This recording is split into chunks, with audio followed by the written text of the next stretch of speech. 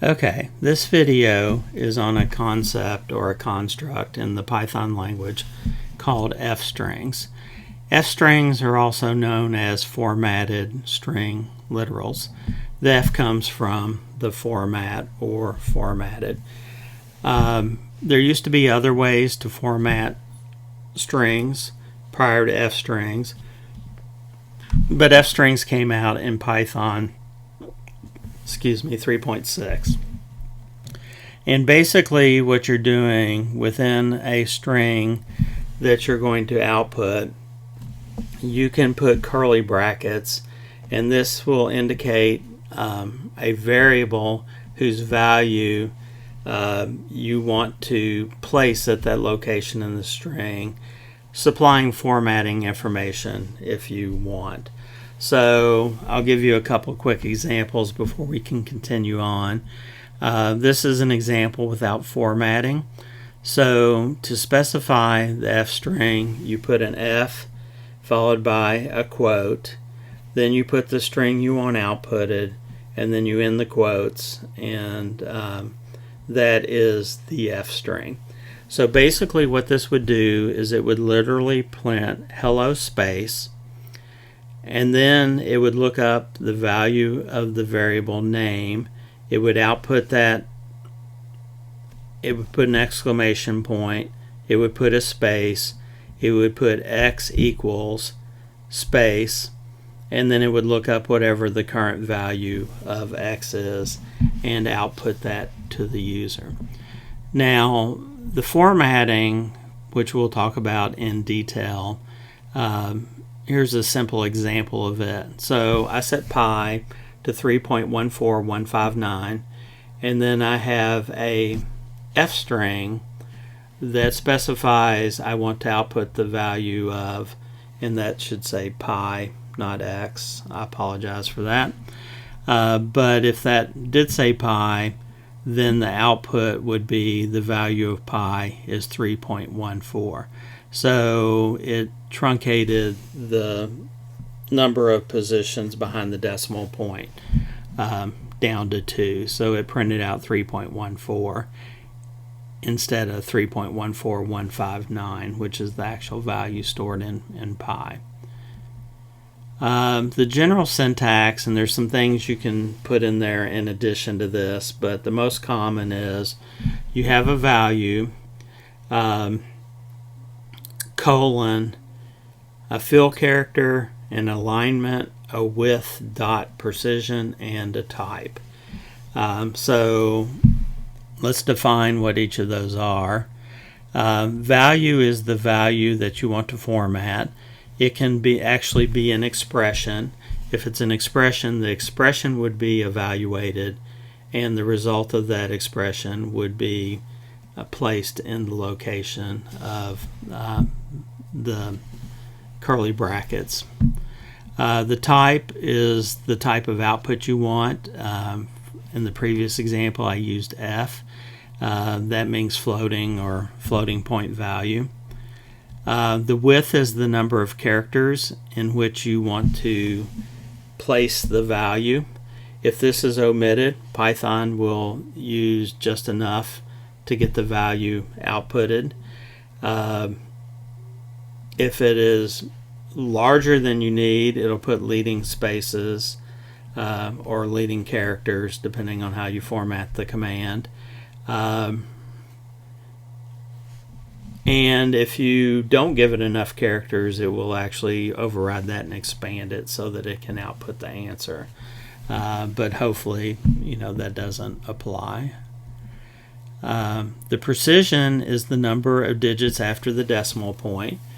If you do not have enough digits to fill that value, for example, let's say you have 1.1 and your precision is 0.3, it would do 1.100. So it's going to pad to the right with trailing zeros to fit the precision that you specified.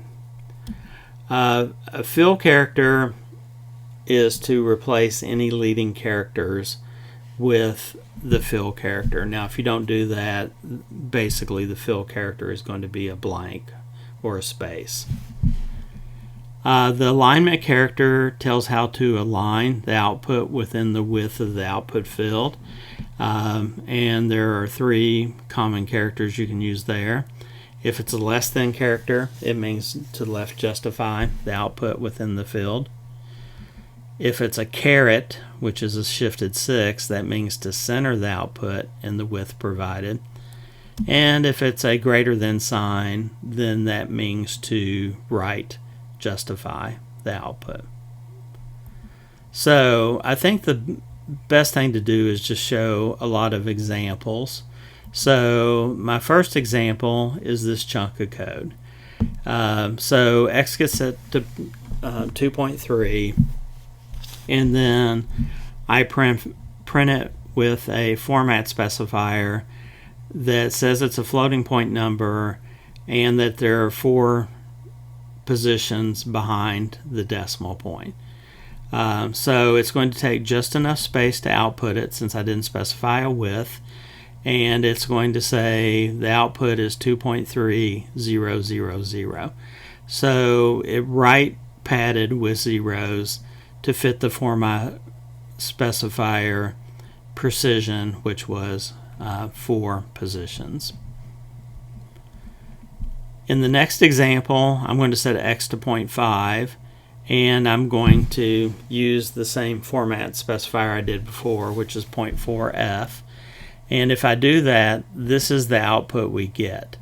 So the trailing zeros we've already talked about, since it's 0.5, but I said put 4 digits, it went 0.5000. Since there is no numeric value in front of the decimal point, if I don't specify any leading characters, or it doesn't default to some leading characters, it's just going to put a single 0 there.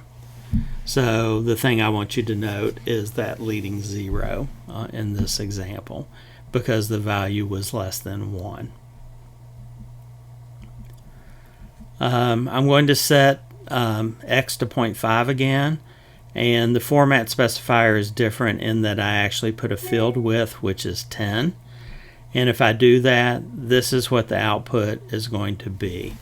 So to be very, very clear at exactly what is being output, if you're handwriting these, a blank character is often written as a B with a / to it. Another way you can do that is like I've shown here. That little character in a font is referred to as a bottom square.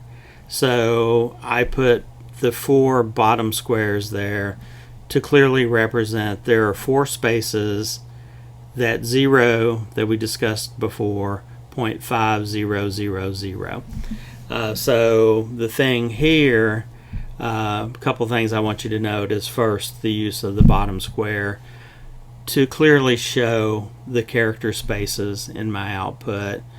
And another note that if I was doing this manually, I would mark off 10 character spaces, place the decimal point, and then place the value around it, which I have a little more detailed example of that coming up.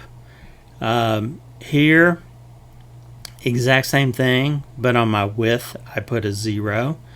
If I put a 0 on my width, that's going to mean to put leading zeros on the number to fill up the width of, in this case, 10 characters.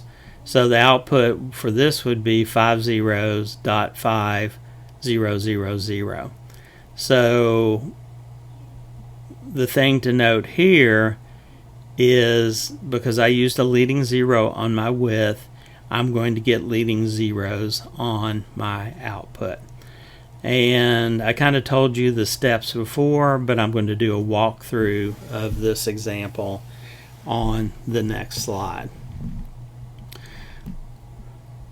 So there's my code, and what I'm going to do this time is I have this little bar here that has character spaces marked off.